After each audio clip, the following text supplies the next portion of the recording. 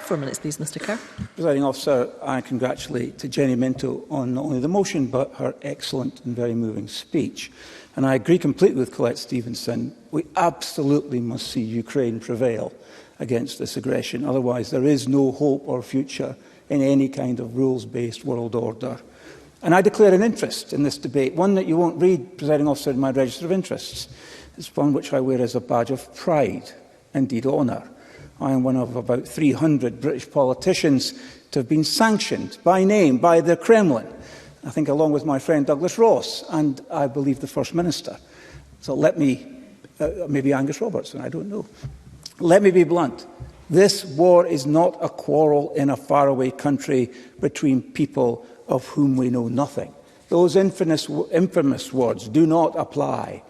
The Ukrainians are our near neighbours. And we should not let the war slip from our collective line of vision or from our very consciousness. There is a risk that that is happening already. Yesterday's Stage 3 budget debate, a budget set in the context of the global economic impact of Putin's criminal aggression, hardly mentioned Ukraine. And that doesn't speak well of the level of our collective debate or our willingness to keep the war, which is raging on our continent, to the forefront of our minds. We are kidding ourselves if we think for one moment that we can talk about solidarity with the people of Ukraine, with the raw courage of President Zelensky, and not acknowledge the cost of that support, because it's real. And I'm not talking just about the inflationary shock, the effects of which are felt in a global cost of living crisis, the impact of which we are rightly and collectively attempting to mitigate, especially in respect to the most vulnerable in our society.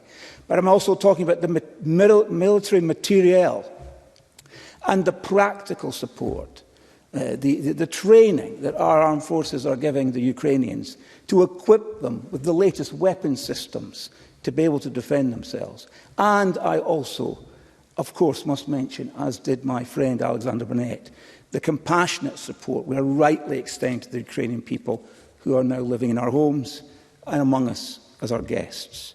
We should remain resolute in support that we have collectively pledged to Ukraine and what the United Kingdom government is doing to bolster the Ukrainian war effort as they heroically resist the violence meted out by Vladimir Putin. But in today's debate, I also want to strike a caution, because the people of Russia are very close to the hearts of my family.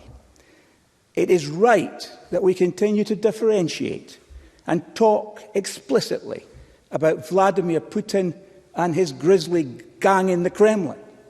It is right that these crimes are continuously highlighted so that we in the West remember why the people of Ukraine are fighting for their freedom and why we must support them. But we must be careful, I think, too, and beware of giving in to Russophobia. The people of Russia, many of whom are as appalled as we are with Putin's gangsterism. But Putin is manipulating a whole nation, distorting reality for them by shutting down independent media outlets, crushing dissent, and even murdering his opponents. The Russian people are being lied to. The Kremlin will be listening and no doubt cataloguing what we say in this chamber tonight. And we should make it perfectly clear that we condemn Vladimir Putin and his crimes and demand that he be brought to justice, and want the Russian people to know exactly what is going on, what is happening to their husbands and sons and brothers in the killing fields of eastern Ukraine. As parliamentarians, we have a special responsibility to make it clear, and repeatedly so, that Putin's invasion, because that's what it was, and occupation of Crimea is illegal, a violation of the sovereign territory of Ukraine, that Putin should be held to account for the illegal downing of the Malaysian Airlines flight MH17. He was at least complicit, if not downright guilty, of mass murder.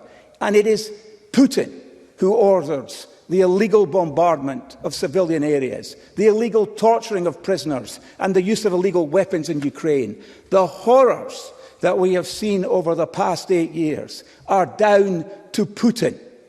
Vladimirovich Putin will one day have to answer for his crimes.